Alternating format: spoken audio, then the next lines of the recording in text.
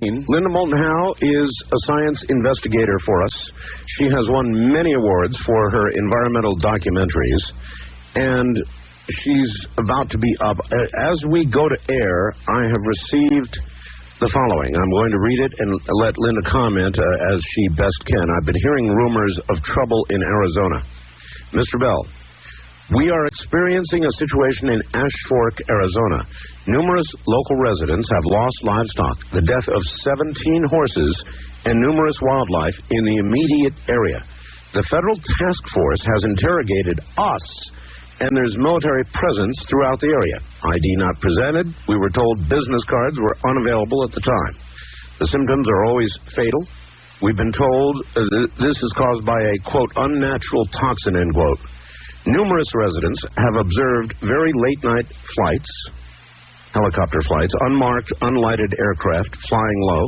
This week, the presence of a toxic waste management disposal truck was on our rural residential street being driven by uniformed military, accompanied by the same personnel in suits. There has been very slight media coverage of this about 2 weeks ago in Phoenix. That probably accounts for the rumors I heard.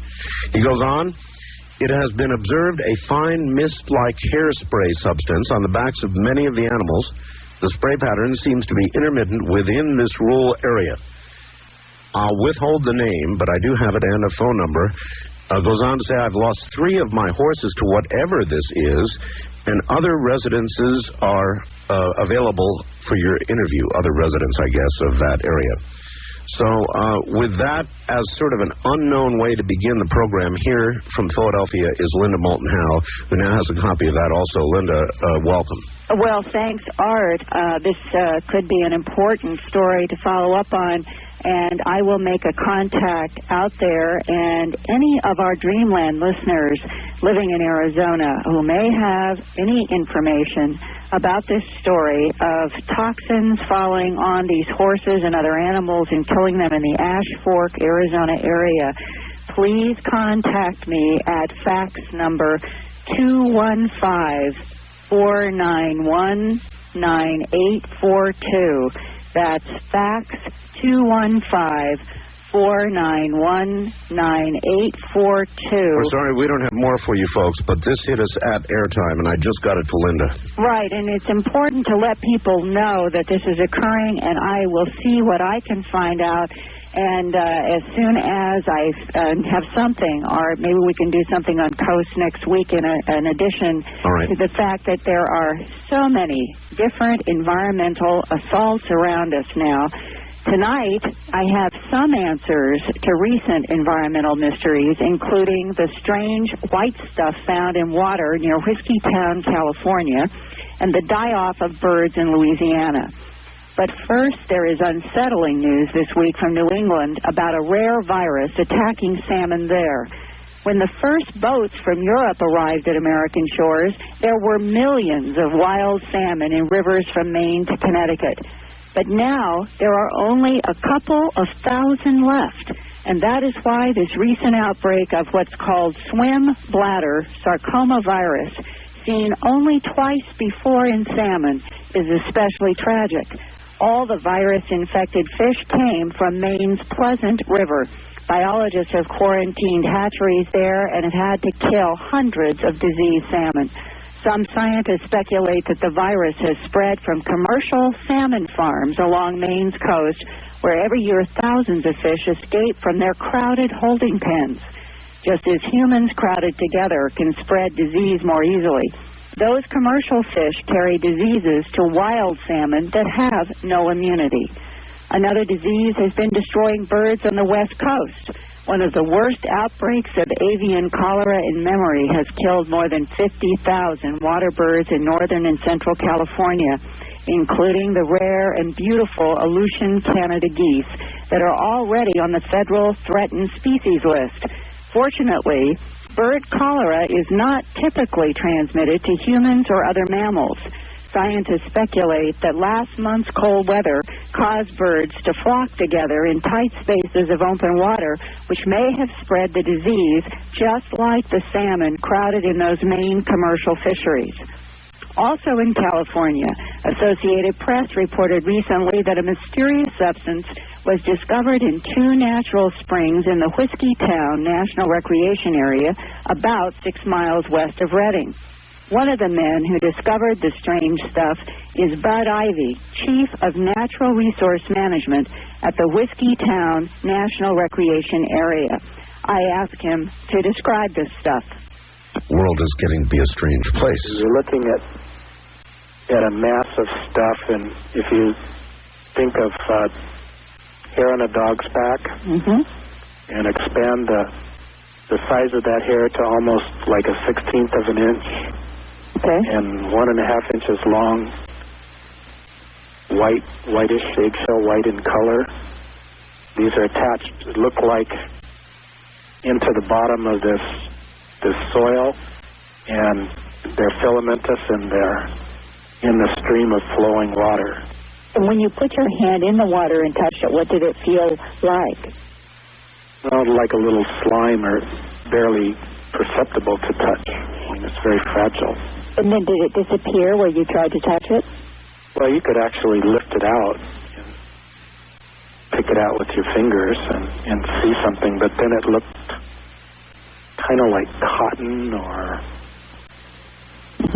real fine. And in the water, did it make the stream for 5 or 6 feet look almost pure white? In some areas, it was real thick, and it covered the surface. In other areas, it didn't attach, and you could see the soil beneath the flow. And had you ever seen anything like that before? No. What is the weird stuff? 3 different labs determined it's a bacterium that gets its energy by taking electrons from hydrogen sulfide, and it can only grow in water that has no oxygen. The Whiskey Town springs have so much hydrogen sulfide you can smell it where the springs come out of the ground. And the water is so ancient, it's called fossil water, dating back to the last ice age. But why did the bacterium show up now? We had a fair-sized earthquake on Thanksgiving Day. And their question was, is this organism, do you think, the result of earthquake activity, and could it be related to volcanic activity? There's a lot of talk about those items in our regional area. So they thought there might be a link there, but... Well, hydrogen sulfide might be related to some kind of volcanic activity that could have been set off by the earthquake. Well, that's possible, or it could have been existent there all the time. And I think this site that we found this stuff lies on a naturally occurring and known fault called the Hoadley Fault. We have other areas where we smell that hydrogen sulfide also along the fault. We have some other spring flows. So this could be related to the fact that the earthquake might have jostled something that released some hydrogen sulfide more into this spring than had been before, and that may be why you found it. Could be. Or it's been there for a long time, we just didn't see it. I really don't know. In other news recently, there were Louisiana newspaper headlines such as, quote, "Dying blackbirds rain down a North Louisiana town," unquote. The facts are this. The birds were grackles, not red-winged blackbirds, and thousands of grackles were on their normal migration south. The official Louisiana Department of Wildlife and Fisheries and Department of Agriculture counted the dead birds at only about 500, not thousands. What caused the grackles to drop into yards unable to walk and stretching and twisting their heads back before dying, as residents in Morehouse Parish reported? Well, the possible answer came this week from Dr. Simon Shane, professor in the Department of Epidemiology and Community Health at the School of Veterinary Medicine, Louisiana State University in Baton Rouge. Dr. Shane has been on a team that has examined several of the dead grackles. What did they find? Here is Dr. Simon Shane. Should be interesting. There was no consistent bacterial infection. The microscopic examinations failed to show any signs which could be consistent with either a bacterial or a viral disease. And again, subsequent tox screens and examination of liver, kidney, muscle, tissue failed to reveal the presence of any toxin. So I came to the conclusion that what we were looking at here, and in view of the fact that only a small percentage of the flock was involved, we were actually looking at birds that were dying of hypoglycemia, low blood sugar, and the sequence would be that these are immature birds that are making their first migration.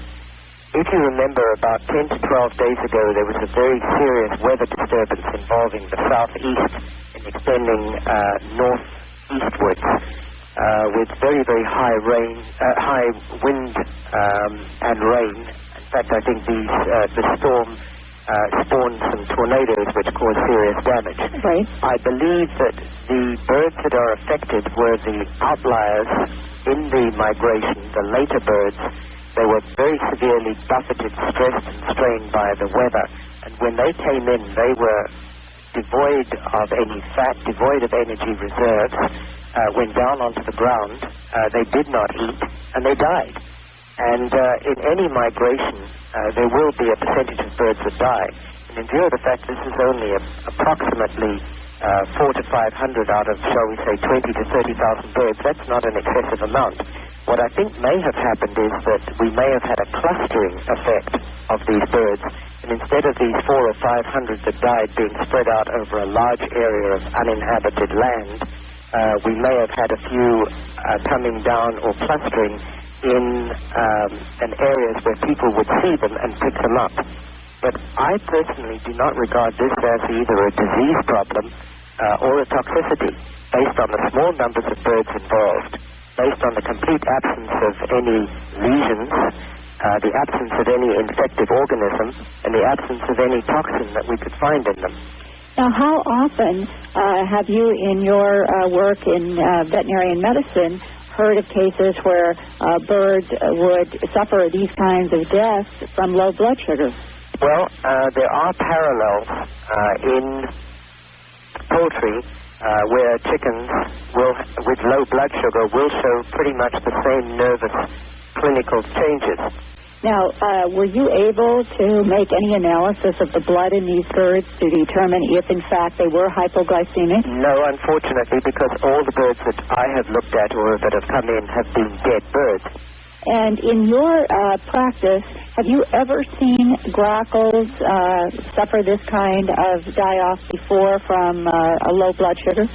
No, this particular connection has never been made, but I do know grackles die off as well as many other birds die off during migration. It's the weak ones which die. And it is right now a hypothesis that it was low blood sugar, but you're not absolutely certain. I do know that when birds suffer low blood sugar, they will show clinical signs consistent with the descriptions which have been provided. And that is definite. So that might be the answer to the Louisiana problem, Art. My God, it might be. Yeah, and it's going to be interesting as we continue to move into the spring. Right now, as I understand from talking to people down there, that was the end. There was just about a 10-day period in which these grackles were found in various lawns, in the streets, and the sidewalks. And Dr. Shane, he may be on the right track here, and we'll just have to see how this plays out further. And I would like to let people know that the American Association for the Advancement of Science met the end of January in Anaheim, California. Biologist James Porter, professor of ecology and marine sciences at the University of Georgia, presented the latest findings about coral disease and death in the Florida Keys, and I've been reporting about this with him for the last couple of years. Between 1996 and 1998, the numbers are now in. There was a 446% increase in disease at 160 coral sites along the Florida coast. Good Lord. One reef experienced a death rate of 62%. That means more than half the coral is dead. Dr. Porter said that, quote, Nearly all of the killing pathogens are new to science. Corals are like the canary in the mine. They are telling us that the water where they live is becoming suboptimal for their existence. We don't know if what we are seeing is a natural cycle or if it is being caused by what human beings are doing to the planet, unquote. Linda, you're also aware, aren't you, of the whale problem in California? Yes. The count is terribly down, and they think it has to do with the temperature of the water, maybe. That's right, and that's another story that I've got to check further into. But looking at the worldwide picture, Dr. Porter reported to the AAAS that now about 10% of the coral worldwide has died. And if present trends and conditions continue, an additional 20 to 30% of the world's coral will be lost. New studies show that human viruses migrate into Florida coastal waters from the 1.6 million septic tanks in the state. Research confirms that within 24 hours of toilets being flushed, viruses and pathogens from those toilets are in the coastal waters. Many people are even becoming infected now with viruses and bacteria that are traced to that flushing while playing in the ocean. And this septic tank pollution might also be related to the increase in the killing pathogens that have not been seen ravaging coral before. I want to thank Dreamland and Coast listeners who help me stay current with news about Earth changes and unusual phenomena. And I always welcome faxes to my number, which is 215-491-9842. That's 215-491-9842 to fax me. And my mailing address is Linda Howe, Howe, Post Office Box 300, Jameson, Pennsylvania, zip code 18929. That's Linda Howe, Post Office Box 300 in Jameson, Pennsylvania, 18929. And, Art, I'll check into the horses, and I'm checking into the whales. Right. And you get the feeling, Linda, that the environment's collapsing around us? Some days I do, and other days I say we have to keep trying to change what we do. Today is not a good day. Linda, thank you. Thank you, Art. See you this coming week or on Dreamland next Sunday. This is one of those days where I see the canary bouncing around stiff at the bottom of the cage. I'm Art Bell. This is Dreamland. Bud Hopkins is next.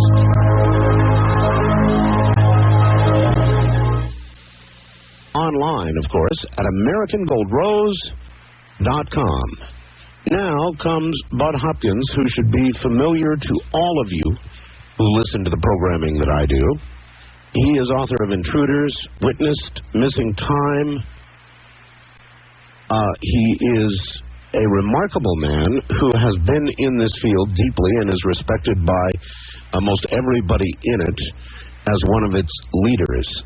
So here is Bud Hopkins. Bud, welcome. Well, glad to be with you, Art. I guess, the first thing before we get off into what we're going to do, Bud, I'd like to ask you your reaction since you heard Linda Moulton Howe's report. What do you feel about all of this? Well, I mean, it certainly is ominous to hear the ravenous encroachments, really, into the coral reefs, which are essential to the ecology of, the atolls, many areas in the ocean. It really sounds pretty horrible. The idea that a third might be completely gone in a few years. And the idea that she mentioned that this may have to do with too many septic tanks too close to the water's edge in Florida in particular, again, I think it reminds us of the fact that overpopulation is just going to be a disaster to us. And I was thinking with some dismay of the fact that the Pope was just here in the United States preaching against birth control, which I find shocking when one considers what's happening to the ecology of the world. I could not agree more. And, of course, as you pointed out, I think, on the phone before the show, he's about to go to Mexico, where he is going to preach, indeed, there pretty much to the choir, a very much Catholic nation. And I don't know where all of this is headed for us, Bud, but I sense there's a reckoning coming. I can't shake loose of the fact that last week a caller called me and said, hey, Art, you know what's happening? Earth is getting mad at us. And I said to the caller, no, I don't think Earth gets mad at us or angry. I think that Earth gets... And by that I mean that nature finds an imbalance, if we create one, and finds a way eventually to correct the balance. And that may be true. And of course, whenever you look at something like a mountain range, I was in Italy with my wife last summer, and we saw a giant cliff that had obviously split in half, a scarp, a mountain escarp. And you could see the various strata. This must have been a quarter of a mile high, as if the entire thing had split apart. So there was maybe a distance of a quarter of a mile between the two halves of this very high mountain. And you realize that happened at some point not terribly long ago in terms of geological history. You realize that the Earth has always gone through incredible convulsions. Mm-hmm. And I think we sort of get ourselves lulled into believing that all the lakes are going to be the same height and all the water is going to be the same purity and everything is going to, the animal life is going to remain pretty much the way it is. It never has, and I think it's changing now. And of course, with this overpopulation we have and the toxic waste that are being dumped and so forth, I think it's speeding up. But I think we're always wrong to assume that nature is stable. It really isn't. I couldn't agree more. Our weather is obviously undergoing some sort of profound change, be it short-term or long-term. We as short-term mortals don't really have a way of judging that, but obviously our weather is changing, and that seems to be part of it. Right. And I guess in some ways we can sort of jump from the present condition of the planet, parent condition, to the intruders, to whoever might be here, and whether there might be some correlation between the visitations we're getting and what we're doing to the planet. Any thoughts on that? Well, there may well be. One of the problems is instead of having people like me for you to be interviewing, if you had the chief UFO occupant to talk to and could get a straight answer, we might know the answer to some of those questions. We really don't know is the bottom line. Well, if you can arrange that interview for me, I'll give it a shot. But I think that it's very easy for us to take all kinds of earthly fears and hopes, and this is a theme I've talked about a great deal, and ascribe them to alien motives. Sure. I mean, when we think of the vast number of movies that have shown alien invaders coming down and blowing up the White House and everything else, I would say the basic science fiction mode is to show the UFO occupants as being sort of cosmic stormtroopers or something. There is absolutely no evidence for that whatsoever in the case material. It's interesting when I think about it. At my advanced age, I've been at this for 24 years, and I've interviewed, I've worked one-on-one with something like 650 people reporting abduction experiences, and Lord knows how many other people I've interviewed and how many books I've read and lectures I've attended and so forth. But through none of this, really, do we have any iota of evidence suggesting some kind of alien malevolence. But on the other hand, I don't see any evidence whatsoever of alien helpfulness. They seem to be playing the game their way, holding the cards very close. They do what they seem to have to do, and nobody really knows what the ultimate purpose of this is going to be, what's going to turn out to be. There are many people who think the animal mutilations, the cattle mutilations, and the rest of it may be a form of environmental monitoring. And when you consider the possibilities, our government does not need to go into a farmer's field in the middle of the night and cut up a cow. No, I think you're absolutely right. I think that, one of the funny things about the sort of paranoid edge that people have when they look at some of these things is they tend to assume the enemy or the government or whatever it is that they're thinking about is practically infallible. Every paranoid ascribes to the enemy almost, whoever the enemy is, almost unimaginable powers. And, for instance, as you just said with the animal mutilations, here we've had thousands of mutilated animals. And I've run into a number of cases that are clearly connected with abductions. And, of course, so is Linda. In her work, Moulton Howe, the idea that somehow the government is running around in the dead of night and running into farmers' fields and leaving no footprints and doing this is just ridiculous. They could do it in a laboratory under a controlled environment if they had to. Precisely. And it's just as an example, I was attending a very interesting party last night. It was a 96th birthday party for Alex Imich, who is quite a wonderful student of parapsychology. And a friend of mine. This was at Ingo Swan, so it was quite an interesting gathering. Oh, Ingo, yes. Yeah, and the thing was, I was talking to somebody who said he had had some abduction experiences, and he said the government sent 5 black helicopters over and hovering over his house the next day. And this has happened again and again. And I said, well, what do you think the government is doing that for? And he said, well, they're trying to intimidate me. And I said, well, are you intimidated? He said, no, he wasn't intimidated. He was angry. And I asked him why he really thought the government would spend all that money to get these helicopters fueled up and piloted and send them over his house to sit there. Absolutely no effect on his behavior whatsoever, except to maybe make him go public with it. It doesn't make any sense. It's, again, an imagining of government power and expense and so forth. And I said, if we have 30 or 40, 50,000 people abducted every night, let's just say, I'm making up numbers here, I think I have 150,000 helicopters to divide it up to fly over people's houses with the hope that somebody's intimidated. Right. It doesn't work that way. No. I think it's a part of the UFO phenomenon, actually. And I think the cattle mutilation is, too, as a phenomenon.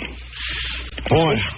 Incidentally, not to run this into the ground, but it's an interesting thing that I think every UFO researcher has realized, and that is that in many cases it seems the UFO occupants leave behind some kind of image or memory or something, almost designed to really fix this in the memory of the witness or the abductee, instead of trying to conceal it, trying to make them remember.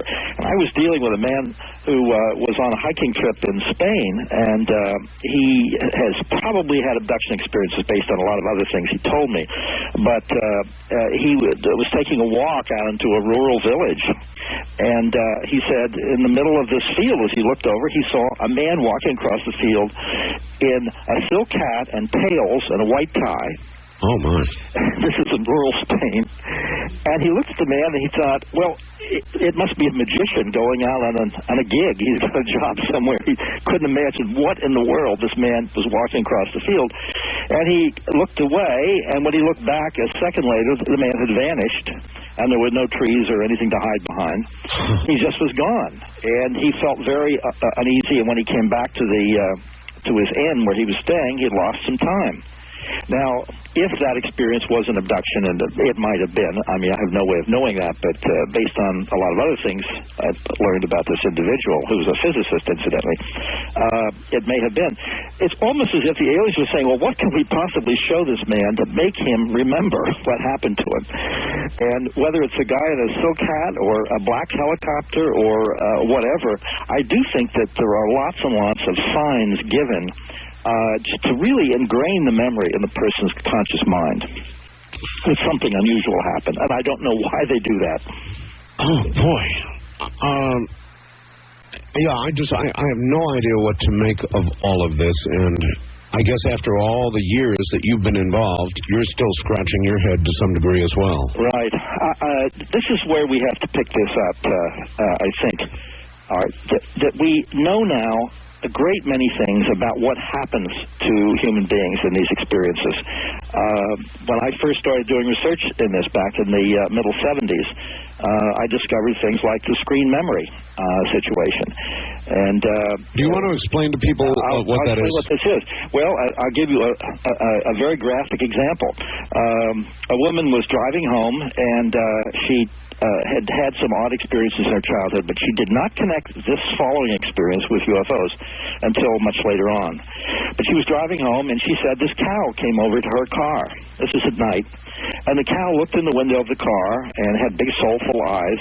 And the cow ran alongside the car, staring in the window, and she was going about 45 miles an hour. It was obviously a thoroughbred cow. And all of a sudden, the cow wasn't there, and she got home very late.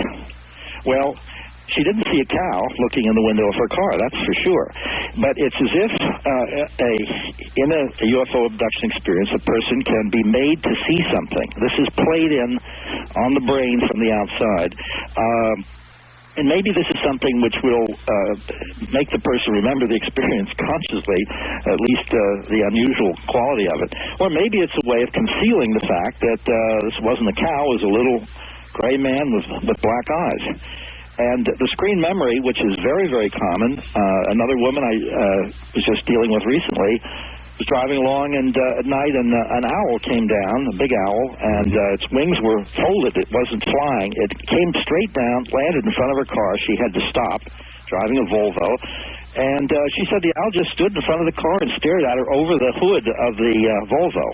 And she was convinced that they have very big owls in that part of Connecticut where she lives. Mm-hmm. Well, the screen memory is a way in which UFO occupants can handle, make people see something that's not there. And that's, of course, creates a big problem when you do research on this, because what a person consciously remembers may or may not be anything like what has actually happened. How do you break through a screen memory? Can you take somebody into a deep state of hypnosis and break through that barrier? Yes, that can be done, and that's one of the reasons why we use hypnosis and why it's extremely helpful. And actually, sometimes it's not at all infrequent that you can consciously deal with a person, I mean with a conscious, unhypnotized state, and ask a few questions, and the screen memory begins to crumble before your very eyes. Interesting. A quick example. Two young women driving home in a car from a party in the outskirts of Washington, D.C. came upon a 6-car pileup of wrecked cars. And there was no one in any of the cars, they remembered, and all the lights were on the cars, and there were no emergency vehicles or witnesses or anything, but there were 6 cars all piled up. And they got home and felt very odd about it, and then they got home quite late.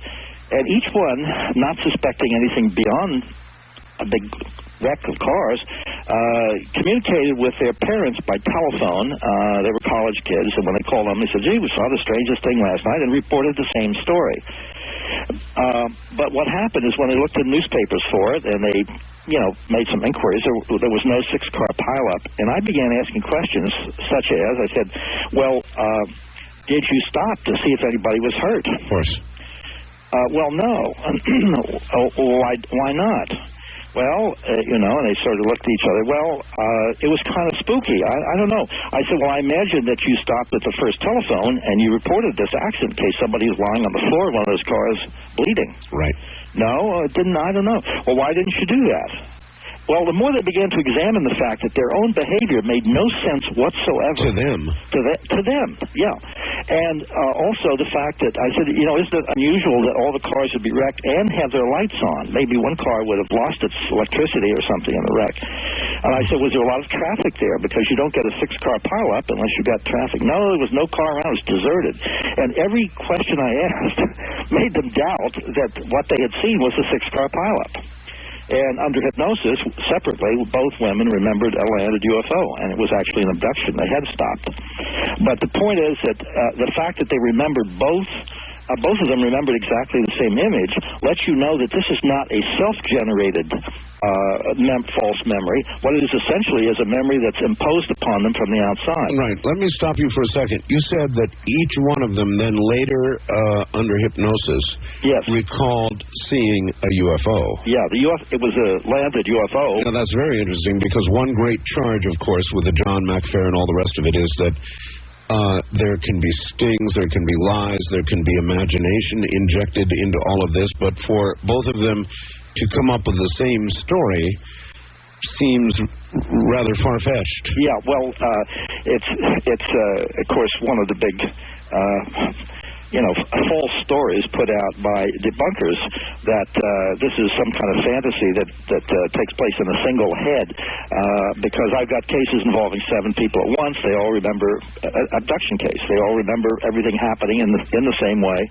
And of course, the Ray Fowler's book, The Allagash Abductions, which is an excellent book, dealt with 4 men who remembered everything exactly the same way under hypnosis in an abduction that took place in Maine. There isn't any doubt, though, that people can confabulate, and one has to be always very, very careful in their hypnotic technique to very subtly test the recollections of the people. Well, with the multiple cases in mind, Bud, and all your years of study, have you come to an absolute conclusion about, if not the reality of everything we hear, which is ridiculous, but have you come to grasp sufficient proof to be able to say this really is what it appears to be, and that is, of course, abduction by others? Absolutely. There's no doubt about that. One thing, Art, I never like to use the word proof. Proof is how much evidence it takes to persuade somebody that something is true. And evidently, for something like 15% of the population, they don't believe the Holocaust occurred. I know. Or that we ever walked on the moon. Let's try this then. The reasonable man test. If you had to go into court and present evidence, could you compile sufficient evidence, in your opinion, to cause a jury to convict if it was that kind of a case? Well, I certainly would hope so. Of course, so did the prosecutors in the O.J. Simpson case, too. Human beings are flexible. Point well taken. All right, Bud, hold on. We're at the top of the hour. We'll take a break here. Bud Hopkins is my guest, and the subject is very, very serious this night. I'm Art Bell from an area near Dreamland. This is Dreamland.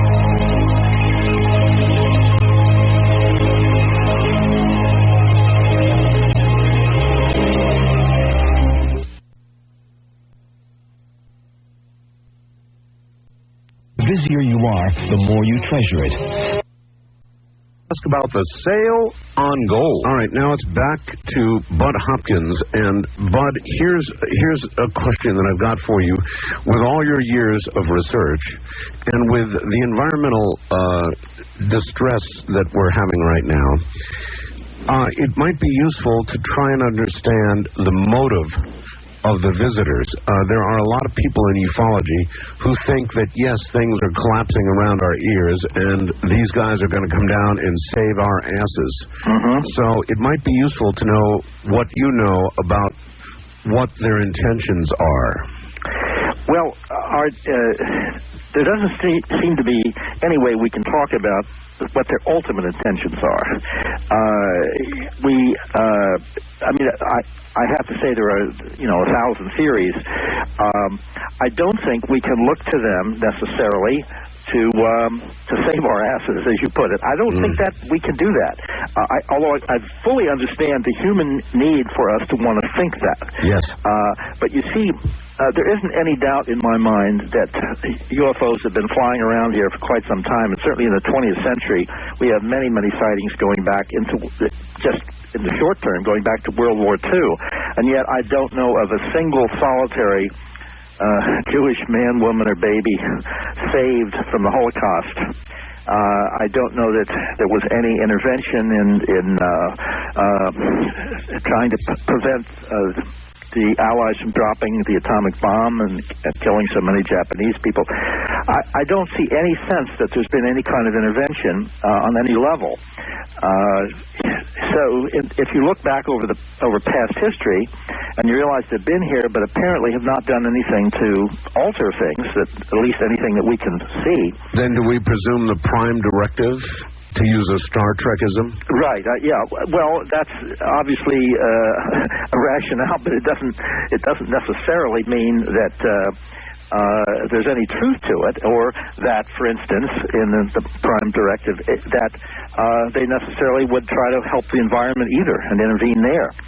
I don't really know. I just haven't seen any signs of it. And I certainly obviously join others in hoping that there will be some kind of help. But it seems to me they're very single-minded about what they are doing with human beings, and it doesn't seem to involve the environment. Also, something to remember is many times when UFOs have landed, in the cases that I dealt with, for instance, in my book Intruders, when the craft landed and sat on the ground for a short time, the soil was kind of baked into a rock-like hardness and really became almost sterile and wouldn't support life. So it isn't as if we're getting wonderful, lush greenery under one UFO. We're getting almost the opposite. I wish we got greenery instead. So I don't see any signs of it, although, obviously there's no reason to give up hope. Do you make any best guesses about what their motives are? What is your best guess?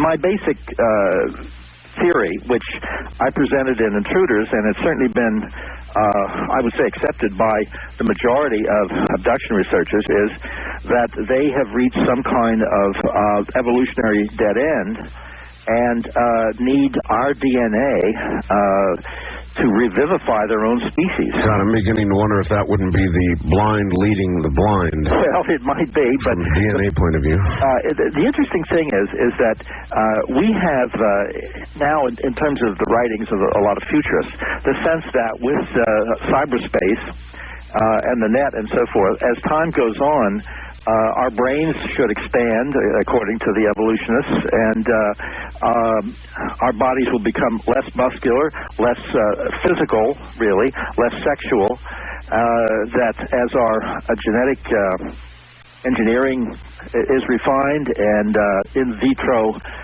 fertilization becomes common and so forth, everything would point to the idea that we might be moving in that direction ourselves. And it's possible that if they have a 100,000-year start on us, they might have found themselves in some point where they need the primitiveness, really, of human sexuality, of human emotions, of human physical vigor, and so forth. And therefore, in coming here and taking our DNA and setting up some kind of a breeding experiment, creating a hybrid mix, they may be attending to their own problems. That may also ultimately help us in some way, too. We don't really know. But I think that that seems to be the absolute dead center of this. But I've heard from a number of researchers that, and I've interviewed women who claim to have been abducted, impregnated, and then at a later time shown what they were either told or assumed to be their children. Absolutely. How common is that? It's extremely common. I would say that the vast majority of abductees that I've worked with have recalled, either consciously or under hypnosis, some kinds of procedures inside the UFO which involved removing, apparently, ova and certainly removing sperm, and these artificial inseminations taking place. This is not sexual activity, it's reproductive activity. I understand. So it's sterile. I understand. And they're later shown their purported offspring. Now, this is, of course, what I presented in Intruders, and I think until then we were floundering around to try to figure out why they were doing this, and particularly why they were doing something that I had written about in Intruders, which was picking up people from in childhood and then going back and targeting them again and again as if there's something about that person's development which is important and interesting to the UFO occupants. There's certainly everything about this that would suggest a long-range, long-term genetic breeding experiment, actually. And we have no idea what that is leading to. Various people have different theories, and David Jacobs has spelled out a very, very cogent and rather frightening theory, which he said he profoundly hopes is not true, about what the future holds. But they seem to be absolutely single-mindedly set on that. If David Jacobs is correct, then we ought to be shooting at them, shouldn't we? Well, it's a very ambiguous thing. Somebody said, well, maybe you have to interpret this as tough love, on their part. And I said, well, if they're doctors here to fix up the species on the planet, I said, I don't like their bedside manner. Right. The point is that... and then there's another point, and maybe we are shooting at them. There's some very interesting footage. STS-48 and on shows some pretty weird things going on in space. And this brings us to, let me ask you about this, Bud. It's important. Mm-hmm. Do you believe that, A, our government is aware of the intruders, and B, there's, of course, the conspiracy theory that our government has made some kind of deal with the intruders? Well, the answer to one is there's, to me, no doubt that they know about this. All right. I have absolutely no doubt about that, and I think that actually Roswell is probably only one of a number of UFO crashes. So I think the hardware is there, and I don't have any reason to doubt that whatsoever. So some branch of the government, probably a very, very small, carefully selected branch, is very aware of this, and there is a cover-up. As to whether or not there's been some kind of deal made, I don't think so. And basically, the reason I don't is because it seems to me that they can do pretty much whatever they want to do. They hold the cards in their hands, the UFO occupants. And I don't think, I used to have this amused image back in following that particular theory situation back in the days of Bush and Dan Quayle, that I had an image of a little gray guy with a clipboard standing with big black eyes in Dan Quayle's office and saying, here, we got a list of 2-year-olds in New Jersey we want to abduct, and we got some insurance salesmen in Long Island and so forth. And if you'll sign off on these, we'll take them and get your permission, and we'll give you something in exchange, and as if they had to do that. But here's something to think about. Go back further. Go back to Jimmy Carter, who had his own experience. Right. Jimmy Carter, who once, when confronted by one of my listeners who was standing in front of him with a book, he had a book, and Jimmy Carter was autographing it for him, and he said, President Carter, you told us when you ran for office you would tell us what was known about UFOs when you got into office. And he stopped cold and he looked up, because a lot of times when you're at book signings, as you know, you just sit there and sign and sign and sign. You hardly even ever look up. Right. Jimmy Carter looked up at him, and there was a tear in his eye, and he just stopped.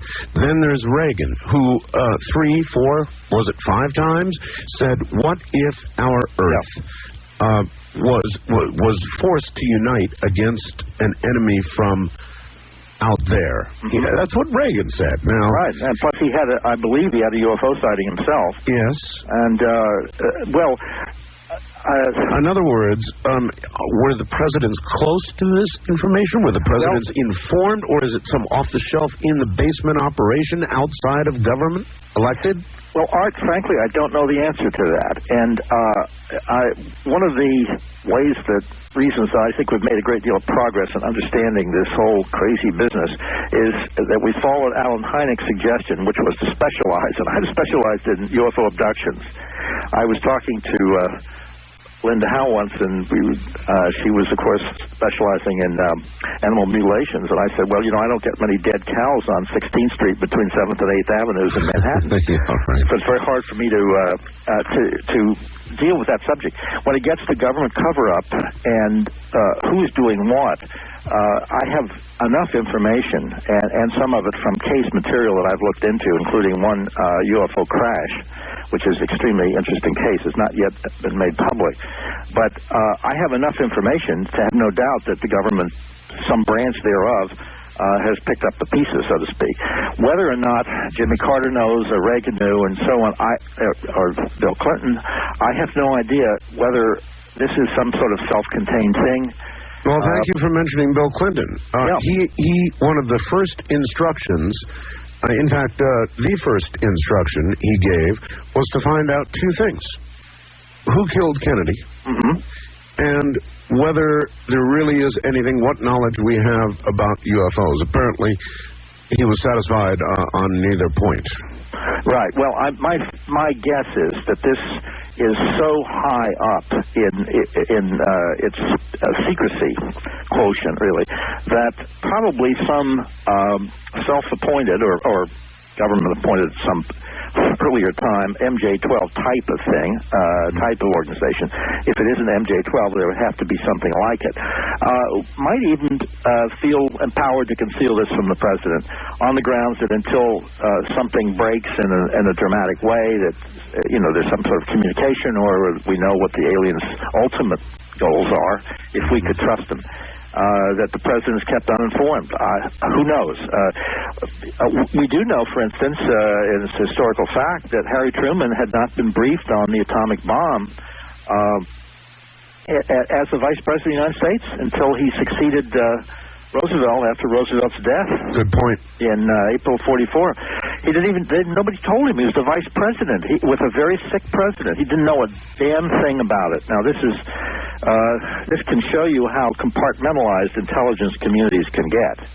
Well, you remember the movie Independence Day, right? Yeah. The second half of it, I thought, was pretty fanciful. But the first half of it, I thought, was very provocative because the aliens that came down didn't want to make a deal. They didn't want our resources. They didn't want our women. They didn't want anything except for us to be dead. And that struck me. Now, if that should happen to be the case, and information is being withheld, I don't know how warm and fuzzy I feel about that. Well, I agree. None of us would feel warm and fuzzy about that. I think, actually, Art, when I examine my conscience, I know that if I felt people were dying at the hands of the aliens or something like that, if there were deaths, if there were things a great deal worse than what happens to people, and what happens to people under abductions, I think of as, I think you would call it collateral damage. In other words, it's not intended. Collateral damage. Very much like when one of our rockets hits a hospital instead of an anti-aircraft battery in Iraq. We didn't mean to blow up the hospital. It's collateral damage is the term. I don't think the aliens mean to cause problems, physical and psychological and emotional, though they do. But if I felt truly that they were deliberately out to do us in some way, and there were deaths and so forth, I think that I would be looking at the whole phenomenon very differently than I do. I would have an enormous rage and what I would be doing. But it doesn't seem to be that. And I must say, this is one of the reasons why the whole phenomenon is so puzzling to the people to whom it happens. Because, as one man said to me, he was a pretty strong specimen and well-built, and he said, I couldn't move, and he said, I'm looking at these little people who had me paralyzed, and I could have knocked them, from here to kingdom come. But he said, I couldn't look at them as enemies because they weren't actually doing anything harmful to me. They were just staring at me. And he said, I couldn't look at them as friends either, and I didn't know where to put them. And my emotions were sort of flooding here and there, but they weren't focused in any particular way. And I think that that's one of the reasons people have such trouble dealing with this. They go with all kinds of different emotional rushes because there is no clear-cut signal coming through. We are here to hurt you. We are here to help you. We are enemies. We hate you. We are your friends. Those things don't come through. And I think when you read even something like, if you follow some of the abductees' various different positions at different times, I think Whitley Strieber being a very good example. Yes. He's gone everything from hating them and dread and terror and thinking they're wonderful and they're visitors and bouncing around because I think essentially no one is getting a clear signal from them. His latest attitude is closer to David Jacobs, frankly. I think that he's beginning to have some rather severe reservations about their motives. Mm-hmm. Well, I think that I don't think anybody can be in this very long, and as I have been, and look at the damage that's definitely done to people psychologically. I mean, as an example, I got a phone call with a police lieutenant in New Jersey who is has had these experiences, and he said that the humiliating thing is he can't go to sleep at night without the covers pulled up to his eyes. And he's embarrassed because he has a wife and a child.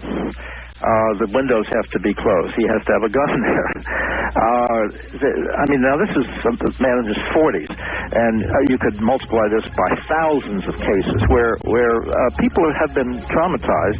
I don't think deliberately on the part of the aliens, as I said, collateral damage, but the damage is very, very real. And there's no way that you can face this day after day and see the emotion people have put through and the trauma without being plenty angry and depressed about what might be the ultimate goal. We don't the ultimate resolution of this. All right, but hold on. We're at the bottom of the hour. We'll be right back. And when we do come back, I want to talk a little bit about the New Age community.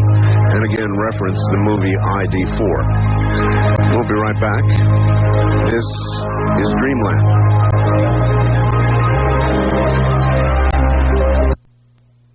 Once again, Bud Hopkins. Bud, again, Independence Day, I recall the New Age community and the way they were depicted in ID4, where they all rushed to the top of the building and held up banners saying, welcome, and, of course, the bottom of the ship opened up and vaporized them. Now, in ufology right now, we have sort of a segment that's a New Age community segment mixed in with a hardcore ufologists. Right. And they're the ones who are liable to be thinking that our butts are going to get saved and that these people are gods, little g, or maybe even big G, and they're getting mixed up in ufology. How do you see that affecting things? Well, I think that we have to, as close as possible, do something like science as we look into this. I mean, we really have to be as objective as we can, and we have to also recognize that bound up in every human being's brain is a whole range of fears and a whole range of hopes. Quasi-religious hopes and the feeling somebody's looking out for us out there, and fears that we're going to come to some horrible end. That we have just simply got to train ourselves to keep that box of fears and that box of hopes out of the picture, and to try to look at this as objectively as possible. And one thing I'd like to mention, because I realize we haven't really gone into some of the patterns of all this, but I would like to, if I could, suggest if anybody's interested in reading about the work I've done and the things that I've uncovered over the years, that I have 3 different books that you mentioned at the beginning, Intruders, Missing Time, and Witnessed, but they are available if somebody wants to call the Greenleaf Publications. There's an 800 number, all right. 1-800-905-8367. 905-8367. It's an 800 number, and they actually can take calls as we continue with the program, because they're set up with operators to handle calls. All right. We also have links on the website to each and every one of your books and your website and Amazon.com. All of that's on my website now, as people are used to. So if you want to go there, folks. That's terrific, because I think that if people have a chance to read the books, they can get a far more rounded picture. Obviously, we're sort of dipping in and out of a vast subject. Obviously, in my opinion, the most important subject that any human being could be talking about right now, actually. I agree. And one other thing, we are going to have, for people in the New York City area or wherever, we're going to have a conference on April 10th with a number of people who have been guests of yours. Stanton Friedman is coming, yes. David Jacobs, myself, of course, Jerry Clark, who's edited this wonderful UFO encyclopedia, and Carol Rainey, who is doing a piece on at the conference on April 10th about how the media has responded to this. There's going to be a little bit of an inside story on the infamous NOVA program about abductions. Yes. She's a media person, and I will just give if anybody's interested in getting in touch with us about this information, there's a phone number here, 212-645-6666. And they can receive information. That's the Office of the Intruders Foundation. But it's going to be a one-day conference, and I think it's going to be extremely helpful, just focused on the UFO issue, on the UFO abduction issue. All right. Well, it sounds like a good group. I'm familiar with everybody. One other issue I want to ask you about, and that's ufology itself. Right now, it's sort of tearing itself to pieces. I see fights going on now, vitriolic fights over the internet and elsewhere, as I've never seen before. It's like there are paid disinformation agents or troublemakers out there right now. I've never, in all the years I've been covering this, I've never seen it as intense as it is right now. That must mean something. Well, I think we have to thank the Internet for making all of this possible. Because, 5 years ago, before people were busily logging on, if you were angry at somebody, you more or less sat home and stewed in your own juice or wrote a letter or something. Sure. But you couldn't make it public to the entire world in, 2 seconds. And I think that has elevated I've often felt of the Internet now as being like a giant newspaper that has 230 million columnists and 4 reporters. Meaning that opinion is central and actual information is a little bit slower to follow behind, especially with a subject like this. Well, there's a downside. Michael Crichton, I think it was Michael Crichton, wrote in one of his books that he had a concern about the Internet, and that was that it is becoming so pervasive, so worldwide, that what we're going to end up with at the end of the day is no progress. We're going to end up with the top 10 ideas, and they're going to be the top 10 ideas in Bombay, in Moscow, in Washington, and everywhere else. That may well be the case, but I think that if you have this plethora of information and theories and opinions and everything else, it makes it infinitely more difficult for an individual to sort things out. At least when you have, as in New York City, I have the New York Times, which most of the time does a very good job, I think, of sorting out the relevant from the irrelevant and so on, although there's some very, very large lacks, particularly in the handling of the UFO subject. But at least the major national, international news gets sorted out. But I think when you turn to the Internet and you have everything under the sun available to you, you could just walk away staggered and confused.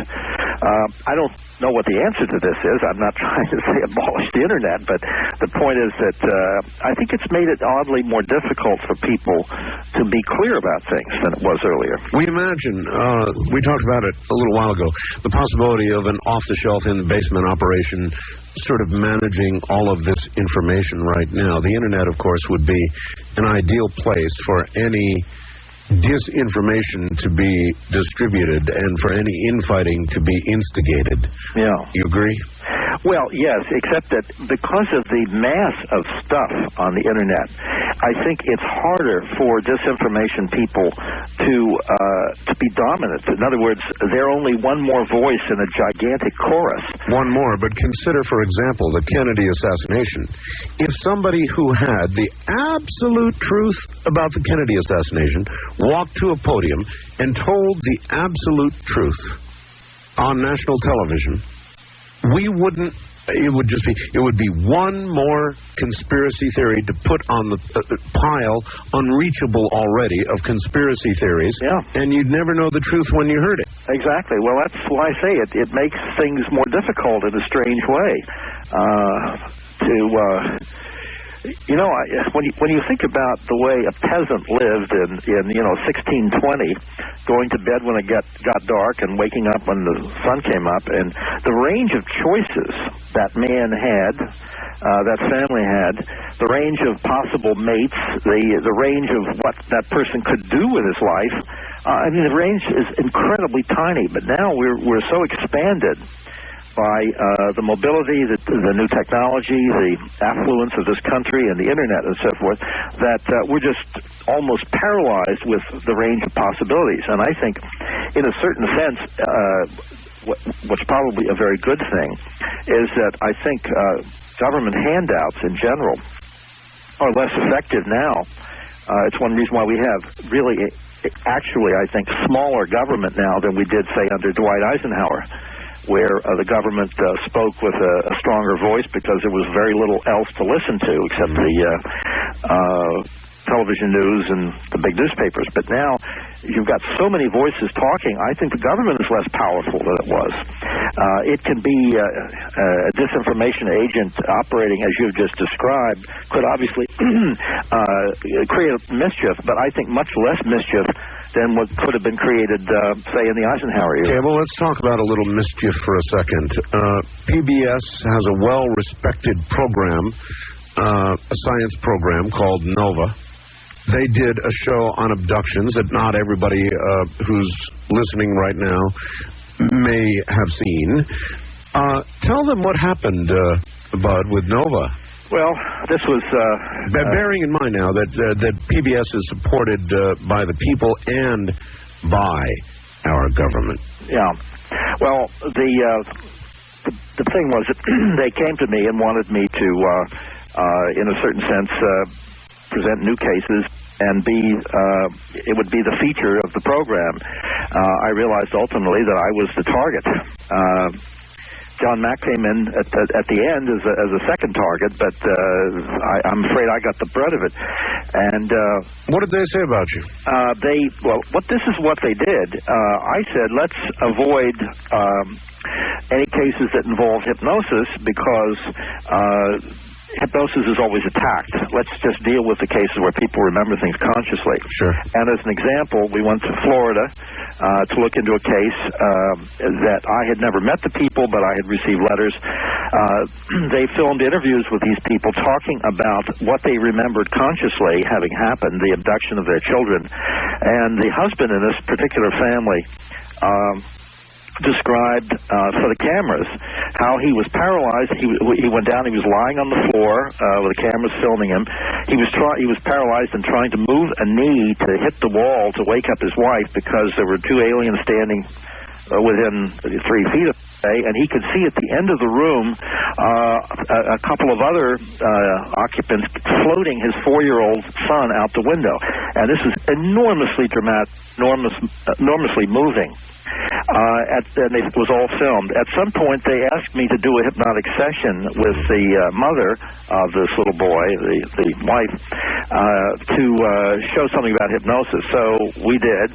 And what they showed on the program, when they put it all together, they suppressed every single thing that was conscious recollection, including this dramatic scene, the most dramatic thing they filmed, of the husband on the floor. It was all suppressed, and they showed just a little piece of the hypnosis section and said something like, on the basis of nothing more than a hypnotic recall and a child's reactions, Hopkins invented or imagined or something like that.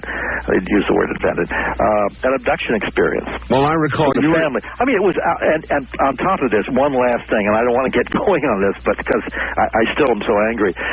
They wanted all the photographs of that I had of the marks on people's bodies that follow abduction experiences very often, the straight line cuts, which are often very like 3 and 4 inches long, the scoop marks, and this is very dramatic stuff. The ground traces where the soil has been altered and so on. I gave them all those photographs. They suppressed them all, did not use any of them, and announced on the program there was no physical evidence. Now, okay, but I remember you using words like slanderous. No, I thought it was, absolutely. Now, that's not NBC, CBS, ABC, even Fox. That's Nova. PBS. That's PBS. So if there's not an active agenda behind something like that, then what were they doing? Well, I mean, there was obviously an agenda behind it. I think an agenda from the beginning, that this was going to be a debunking effort, and I was going to be savaged any way they could do it. But that isn't what we think of NOVA. That isn't what we think of PBS, government-supported PBS. Well, I have had a number of people say that now, no matter what NOVA program they're looking at, they don't necessarily trust the science that's being presented. And I think that for many people, and I had many letters too as a result, people were dropping their subscription to PBS and so forth, and there was an uproar of letters and faxes and so forth sent to WGBH that produced it. And of course, Carl Sagan was central to the program. Well, see, they weren't driven because of who they were to do anything but tried to do an objective program. So the fact that there was, obviously, you and I believe, an agenda there, says there's active, serious disinformation at work. I mean, I come right back to that, and that's how I brought you back to that with NOVA. I agree, Art, that the whole program could be considered as a huge piece of disinformation. That's exactly what the program was. But I'm not going to point a particular finger at whether it's Carl Sagan's personal thing. They had class as a consultant. Whether this is something that the government or some branch thereof was involved in. Whether that the WGBH intellectuals just think that there's nothing more ridiculous than UFOs. I don't know who is back of this or what group of what is behind it. I leave that to somebody else. I feel sometimes if we make too many, for myself, if I make too many specific accusations that I can't back up with anything except a gut feeling, then I look a little foolish. Let me tell you a pretty interesting story. I just received an award. You know the Psychop people, right? Yeah. Okay, well, I received something called, I'm looking at it now, their Snuffed Candle Award. Yes, I've heard of this. Presented to Art Bell, blah, blah, blah, for encouraging credulity, presenting pseudoscience as genuine, contributing to the public's lack of understanding of the methods of scientific inquiry. So, I thought one of their charges was I would never bring anybody on who would disagree with me. So I brought on Professor Nickel, who ostensibly came on the program to defend the giving of this, in quotes, award to me. And it was a most interesting program, Bud. Midway through the program, I said, by the way, Dr. Nickel, have you ever heard my show? Mm-hmm. There was a long silence. And he said, actually, no. I said, excuse me, you've never heard my program. You're here defending your organization's giving this award to me, and you've never heard my program. Well, no. Now, to me, Bud... Well, Art, I tell you, I've dealt with that man, too, Joe Nickel. And the basic point is that those people, are the true believers, and we are the skeptics. Incidentally, the New York Review of Books recently reviewed some books, and I was taken to task by Frederick Cruz, the writer, and he just about went through the roof because a writer writing a book, I think, Aliens Among Us or something like that. I forget her, Jody Dean. It was a book put out by the Cornell University Press, and she said in the book that Hopkins is actually more skeptical than Carl Sagan, which caused the writer of this to have an apoplectic fit, I think. I'm sure. But here's the point. You see, somebody comes to you or to me and says, there's a story of a UFO that blah, blah, blah, somebody saw and this and that happened. There was an abduction report. What do you think about it? What are the alternatives? You haven't heard the details, just off the ground, to start with. What do you think are the possibilities there? Well, you or I could say, well, it's possible the person is lying, made it up. Sure. It's possible that the person is psychologically troubled in some way. Yep. Didn't really happen. Or that he's telling the truth. We have three different possibilities. But Joe Nickell and the skeptics only have 2. Because of their belief system, number 3 can't happen. Therefore, they have to take, because of their theology. We will absolutely have Bud Hopkins. And Bud, this has been a very serious-minded discussion this morning, and I guess I want to stay there in a way. I want to talk about whether what we're experiencing, many people feel that, for example, Michio Kaku, Dr. Kaku in New York City, there with you in New York City, I interview him frequently. He now rather thinks, he's a theoretical physicist, that there are as many as 10 or even 12 or more dimensions. And we have to imagine the possibility that these craft, particularly with some of the abilities they seem to exhibit, may not be from somewhere else, but maybe in fact from another dimension, or if you can imagine an Earth, a parallel Earth, or many of them, that they could be from these places as easily as out there in space.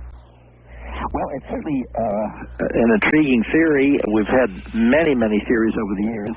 The time travelers idea, the idea that they are somehow interdimensional, as you just explained.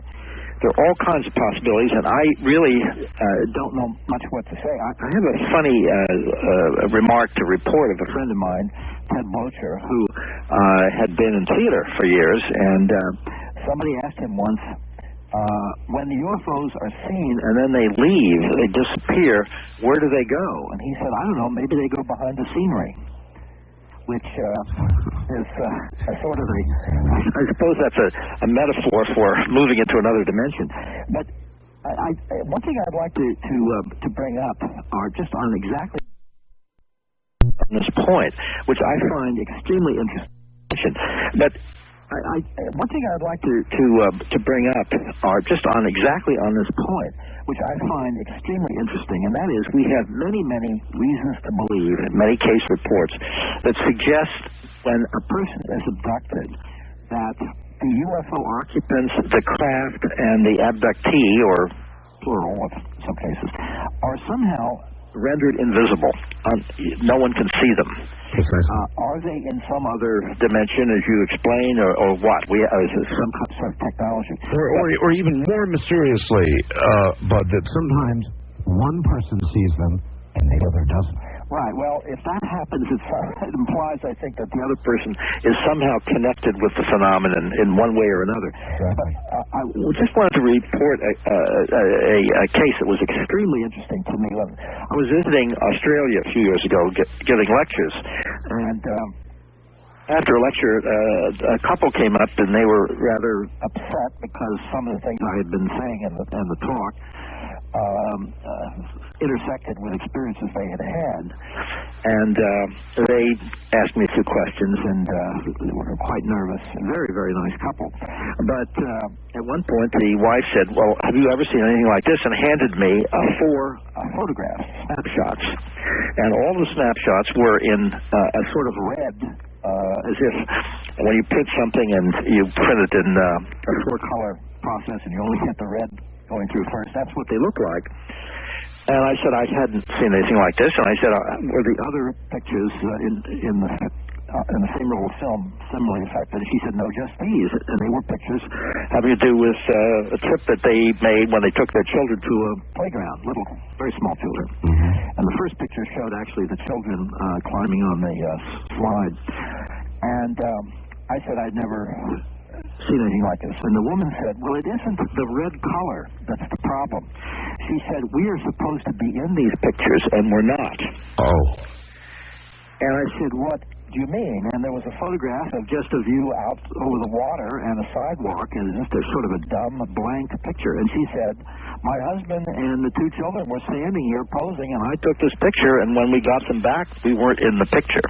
And the same thing for when the husband took pictures of her with the children. And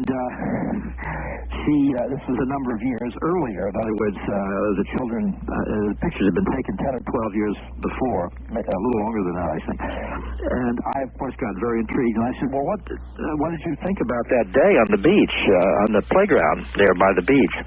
And she said, how did you feel? And she said, well, we all felt kind of very strange. And she said, the thing is the children always loved that playground. It was the closest one to us, but they would never go back there again after that day.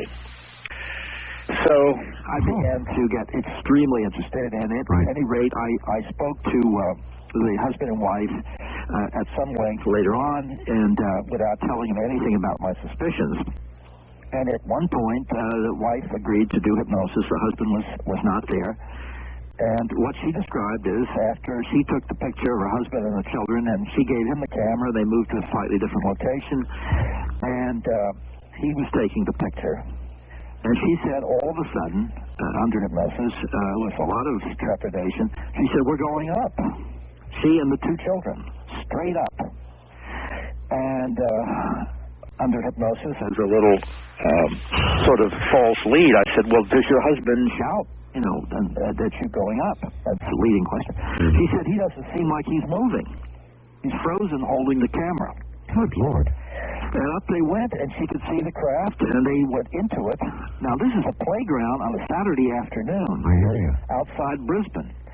At any rate, they took her away from the children and took them into another room. She was extremely upset, and a lot of things transpired that were very, very typical of abductions, which I won't even go into.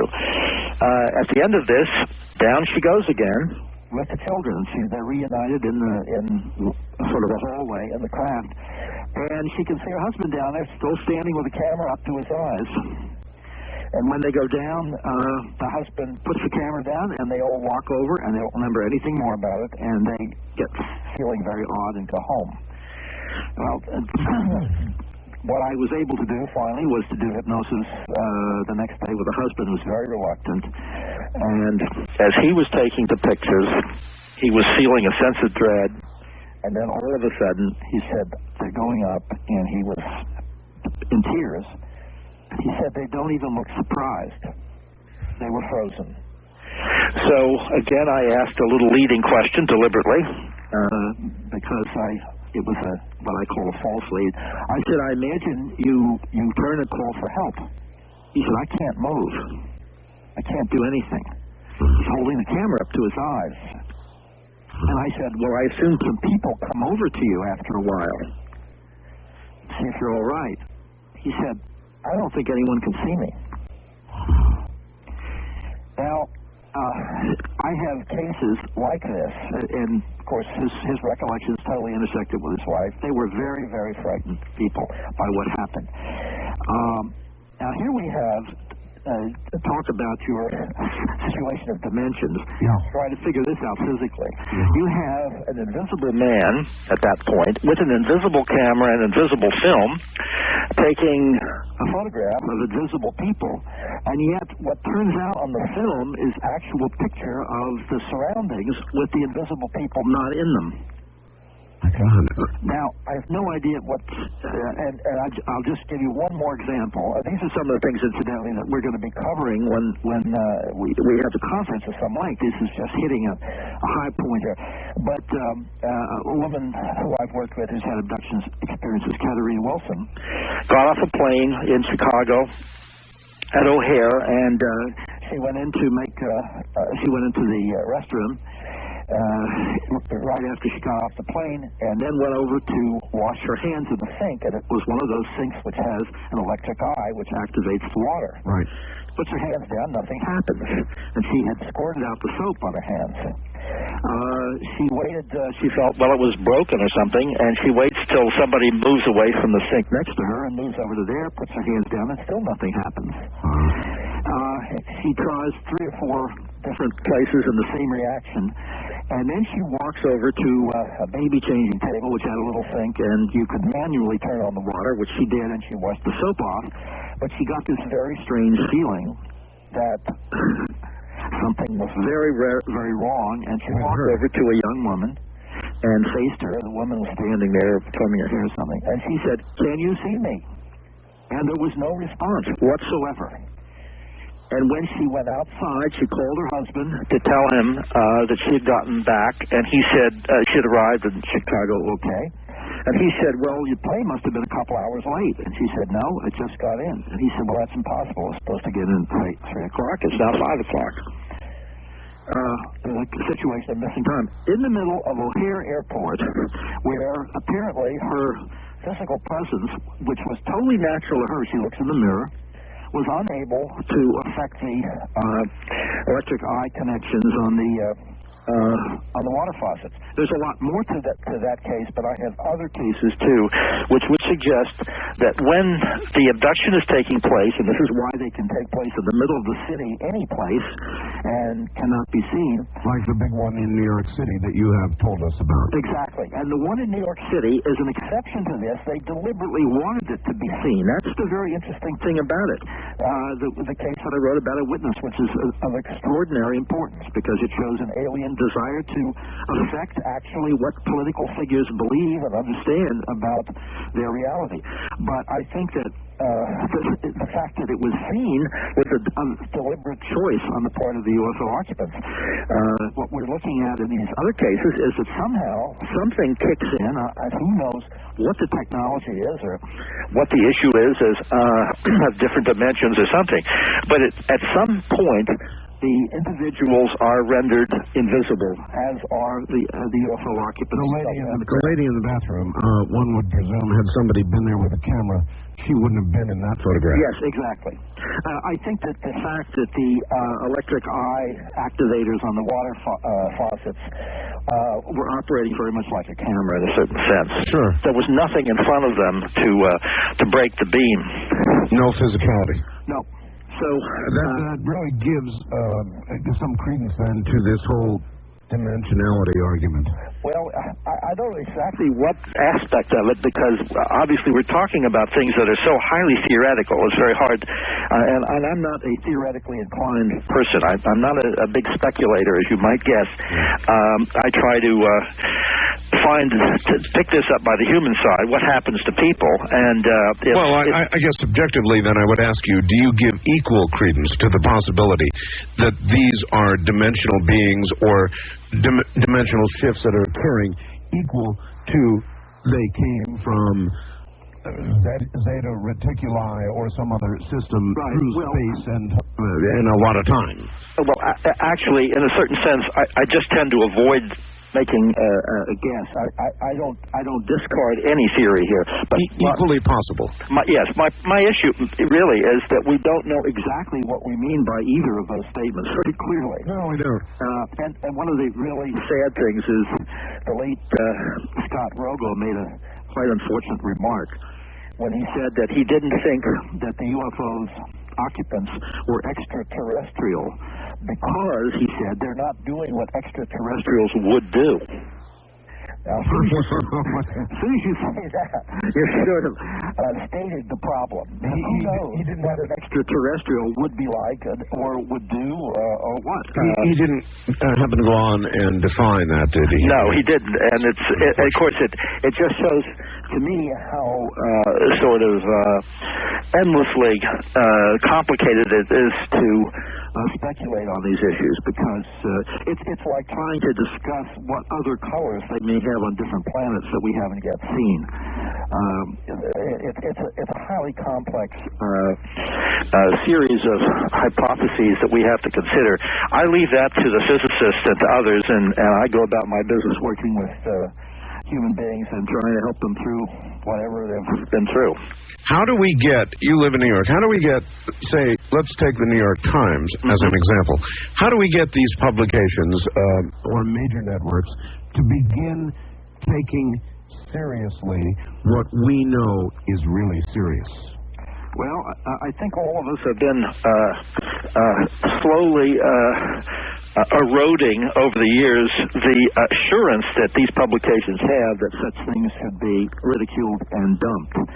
I feel cautiously optimistic that somehow or other the public, just by what the polls show us.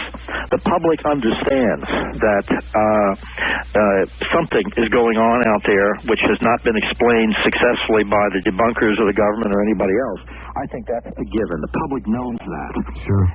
I therefore think that as long as the public is curious, that we're going to have mainstream media actually taking a more thoroughly objective look as time goes on. It seems to happen. It's happened to me. And oddly enough, I mean, this very week, I'll be doing actually cable television interviews tomorrow. We're doing this program as we speak, and I'll be receiving Nippon television on the coming morning to do a taping for a show they're doing in Japan, and then I'll be appearing on an NBC special, I believe the 17th of the month. It's a lot of media coming up in a short period of time. Is that the NBC confirmation? Yes, exactly. Okay. All right. Well, you're right. I think that has a chance of being a pretty good show. And Japanese television, for some reason, and maybe you have some insight here, for years now, has been taking this whole thing a lot more seriously than the American media. No, absolutely. You know, Art, it's a rather funny thing. I got a call a year or so ago from a reporter from the Manchester Guardian in England. And the Guardian is, of course, one of England's most prestigious and relatively speaking, highbrow newspapers. Yes.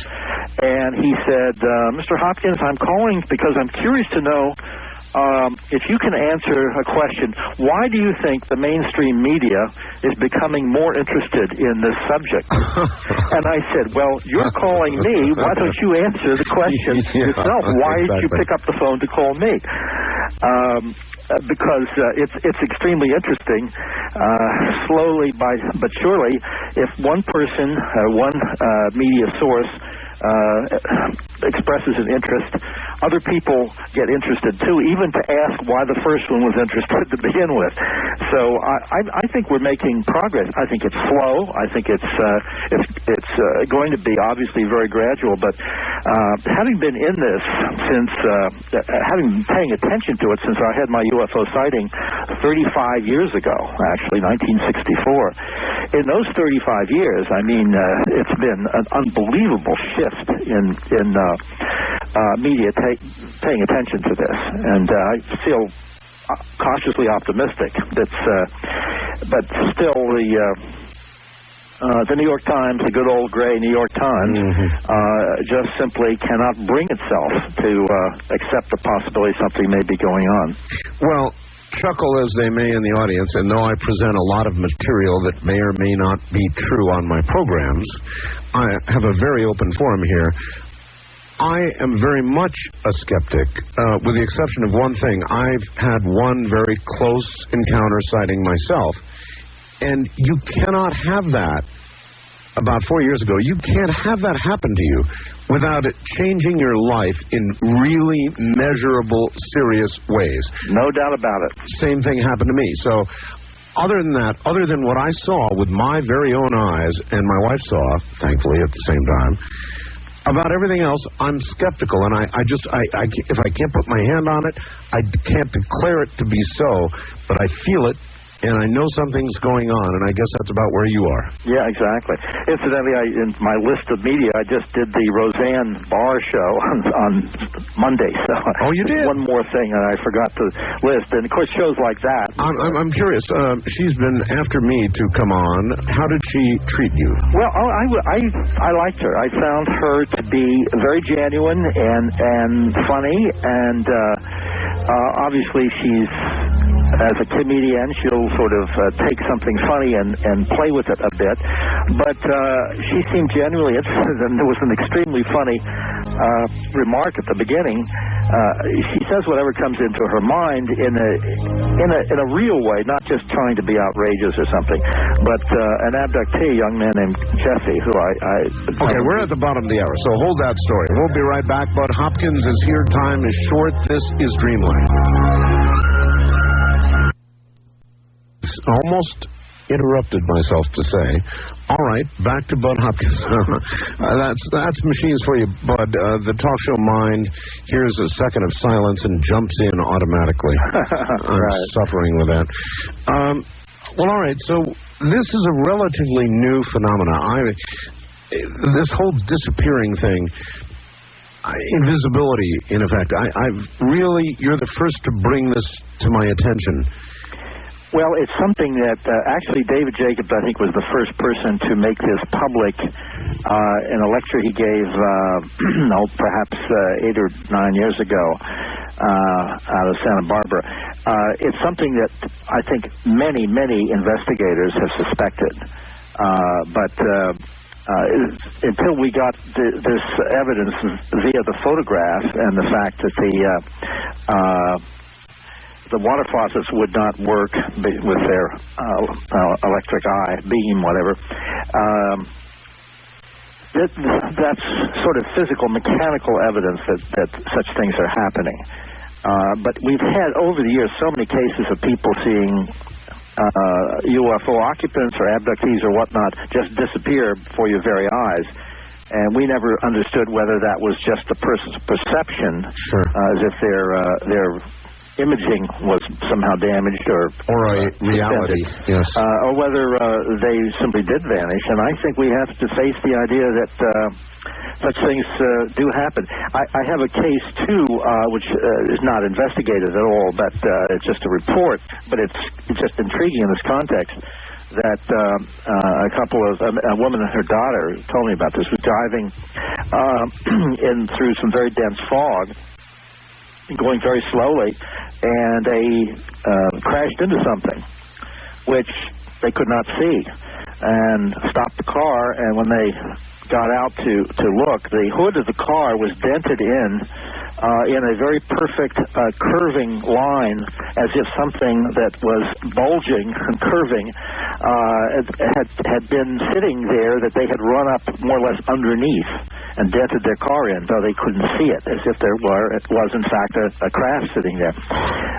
But I think we've got a lot of suggestive accounts like this that do buttress this idea, at least, that we have to consider this invisibility issue. And I hate to even use that word. It sounds so science fiction-y and so forth, but we're facing a technology that's beyond anything that we have ever run into here on Earth, and it sounds off the wall, but of course if it's going on, excuse me, if we are dealing with some non-human intelligence, then the sky's the limit in terms of what may be happening.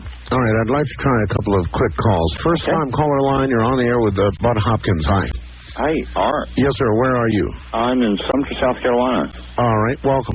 Thank you very much. I was in Okinawa, and I was in the Air Force, and I have fond memories of Yakina Port. Well, we have a lot in common then. Thank you, sir. For Bud, I was thinking about the kinds of things with the alien abductions or tinkering, this kind of thing. It seems to me that there's something really funny going on. We have this missing link type of thing that everybody keeps talking about, that scientists can't explain. In an evolutionary sense, you mean? Yes, exactly. Good point. And but it keeps getting stronger. We keep getting smarter. Our progression intellectually and scientifically keeps increasing exponentially. Exactly. And I was just kind of curious if you had any comments on that. All right, let's put it into a very distinct question. Bud, there are many, many, many people who think that in our evolutionary progress, or perhaps lack of it way back when, there was, like as in 2001, some sort of intervention at some point. Right. What are your thoughts on that? Well, it's certainly possible. I would never discount that at all. I'm afraid that I'm outside my area of expertise, though, in terms of the issues involving human evolution. I know that recently there were some discoveries made which were quite widely written about, of something that does, I think, almost a whole skeleton of a creature that did seem to be something of a missing link. So perhaps the missing parts are getting filled in. I don't really know, but there'd be no reason to think that beings of a higher intelligence who are able to do all kinds of genetic engineering mightn't have helped us along at some point. I just don't know enough to have about the evolution of man here in a technical sense to have a firm opinion about it, but certainly possible. Absolutely. Thank you for your comment. It was a very good question. I've always been curious, and I too think there's at least the possibility, certainly even within mainstream science, with that period of time missing at such an opportune moment in our history. Well, and of course, I believe it was Crick who posited the idea that we had been artificially seeded by DNA that happened to be floating here and there. And then there's Sitchin. And of course, there's Sitchin. There are all sorts of theories and areas of evidence and so on. Then there's one more thing, Bud. Mm-hmm. There's one other time that's very curious in our history recent. That, of course, being 1947, 1948. Mm-hmm. When you look at the whole Corso story, and I think I spent more hours interviewing the late Colonel Corso than anybody in the media, mm-hmm. You've got to look at that time as a bit of an exponential jump in technological capability. I mean, there's no question about it. The transistor, all of that's a little foggy when you start looking into Bell Labs. The jump we took right after the alleged crash at Roswell, the idiotic performance of the Air Force in recently trying to debunk Roswell. When you look at all of that, there's a kind of a suspicious little period right around the alleged Roswell crash that should be telling us, or may be telling us, something as well. Well, if we have wreckage, crash saucers, and it is my personal belief that the evidence persuades me we do.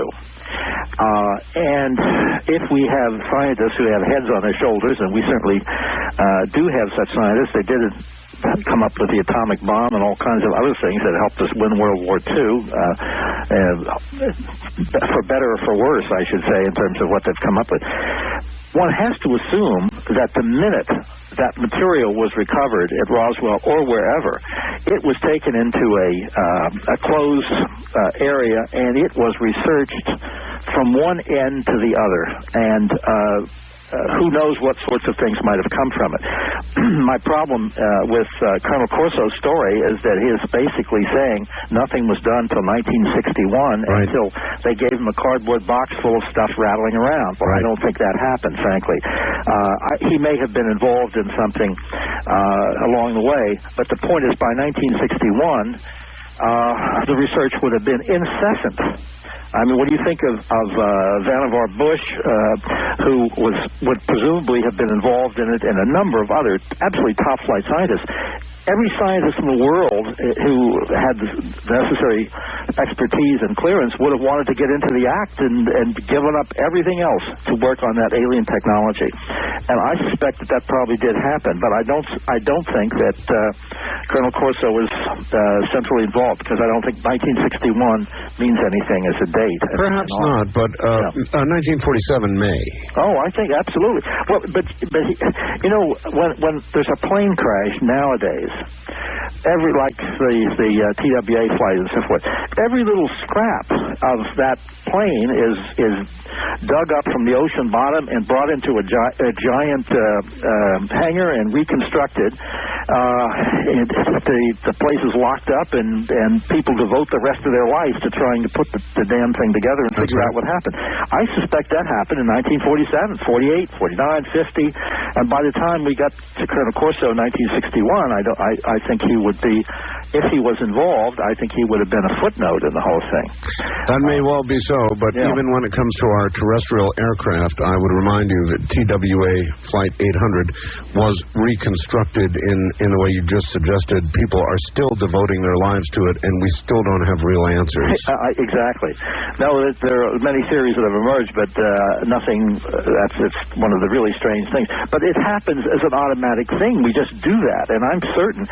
Can you imagine in 1947 if we had gotten a hold of a whatever model Russian MiG was around in 1947, how that would have been squirreled away and studied from beginning to end. And I think that happened with the crashed UFO. The craft themselves, the equipment, the broken pieces, and so forth. And I'm certain that there wouldn't have been a scientist in the United States if he'd heard about it. It wouldn't want to have been in on the study of it. Or another example, Bud. We fight endlessly about what might or might be at the Cydonia region of Mars, despite the recent awful photographs rendered up by NASA. We fight about that, and that's on Mars so far away. Off the island of Okinawa, we have ruins that scientists right now are tearing their hair out about. They can't decide about something under the water, accessible, whether it's a natural formation or whether it is something that man did long ago. They fight about it. They don't know. It's right here, much less on Mars. Right. So, I don't know about... Well, there are mysteries and mysteries and mysteries. One of the amusing things, I was on this Roseanne program, a skeptic appeared, and actually a rather nice man. But Roseanne, when he was poo-pooing the whole UFO phenomenon, Roseanne said something to this effect. She said, but wouldn't it be more interesting and nicer to think that there are mysteries out there that we haven't solved, and that something like this could possibly be happening that could engage us and engage our minds and imagination and curiosity? She said, isn't that better? And he said, no. No? No. He said no? He said no. And gee, that's like Joe Nickel not listening to my program. It was quite amazing to me that anybody would say that. And I think mysteries such as the one you just described in Okinawa and so forth are extremely intriguing. And, of course, there are mysteries in all sorts of areas. There's a nice new one for you. I don't know if you've heard about it, Bud, but they've uncovered what appears to be an ancient circle in Miami. Have you heard about this one yet? No. No. They tore down a building, ready to put up a $100 million project, and archaeologists, right in the middle of the building they tore down, have discovered this circle that approximates exactly what's at Stonehenge. And there's a big fight going on in Miami now about whether to plow it down and concrete over it, move it, save it, what they're going to do with it, they have no idea. But when you get time, look into it. It's absolutely fascinating. We've done several shows on it, and we've got them delayed a little bit, but the bulldozers are ready. Right. I can see the battle between the people who are extremely curious and interested in the archaeologists in preserving it, and the poor man that's bought the property and trying to build it. That's right, of course. Yeah, but you see, the same paradigms that are ready to collapse if there's a revelation regarding UFOs and whoever they are challenged by something so old that it simply cannot be explained. The same exact paradigms, religious, institutional paradigms, are all challenged. That's true, but there's a major difference. If it happened a long time ago, it's or elsewhere on another planet or something, Mars or whatever. If it happened then, that's really extremely exciting, and it does shift the paradigm as you just explained. However, it isn't going on now in the way that the UFO phenomenon is going on, and this is something that's affecting men, women, and children daily, nightly in the United States and around the world. Yes, but if there was once a technological civilization on Earth that came and went, the important part here is went. Yeah, right. Then that means that the same possibility exists for us. Oh, exactly. But the reality of this being so. This is why I'm so involved in working with abductees. This is something that happened last night to somebody. I have actually received phone calls to. times from people who had just recovered from an abduction experience maybe 5 minutes before. And in a way, it's very hard for me to get quite as exercised about something, I mean, even Stonehenge with all of its beauty and its enormous mystery. And I've reproduced it in a little book I did called Sacred Spaces, having to do with my own sculpture, my own temples that I make, and temples around the world. Even though I'm just totally drawn, fascinated by that, the idea that I'm dealing with human beings going through this stuff right here and now, and as we speak, there are people in this country right this moment who have been taken. No doubt about it. Bud, we're about out of time. East of the Rockies, do you have a very quick question, I hope? Yes, I do. You're on the air. Go ahead. Hi, Bud. Hi there. This is a quick question. This is Olius from Atlanta. We always hear about how traumatic these abduction experiences are, and understandably so. I was wondering if in all your years of research or investigation, you've come across anybody who has come away from an abduction with a positive feeling or any sense of happiness from it. That's a good question. It's a good question. Almost every abduction experience involves a range of emotions. People are often absolutely terrified, and they can be almost instantly calmed down. They feel wonderful. They can even feel almost as if they're a little high, and then they could go through anger. They can go through a lot of emotions in the same experience. So it isn't as simple as I had a good experience, I didn't, I had a bad experience. All the experiences are emotionally extremely complicated, and I think it's again trying to push it into the good guys or bad guys particular polarity, and it doesn't really go there. But the experiences are intrinsically complicated emotionally. All right, Bud, as always, you've done a wonderful program. We're out of time, but we do have enough time for you to give any contact information you would like to give or upcoming event information. Okay, well, I appreciate that. We are doing our Intruders Foundation conference here April 10th, and people can contact to get information about it by calling 212-645-5278, leave their name on the answering machine, or they can write, if they've had experiences, to IF, that's Intruders Foundation, IF Box 30233, 30233, New York, New York, and the zip is 10011. And if people are interested in any of the books that I mentioned, that's by calling 1-800-905-8367. And they can get information about ordering the books. But I would be very interested in hearing from people who feel that they may have had similar experiences, similar to the ones we've discussed. And I want to thank you, Art, very, very much for, as usual, an extremely intelligent and interesting series of questions and discussion. I appreciate very much what you've been doing here. Thank you, Bud. Good night. We'll do it again.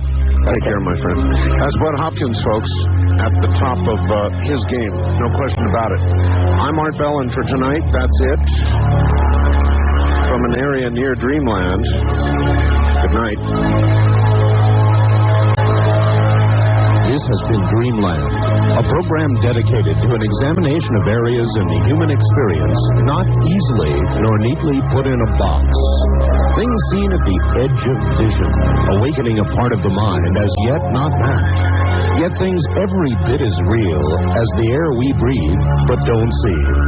Please join us again next week at this time for Dreamland.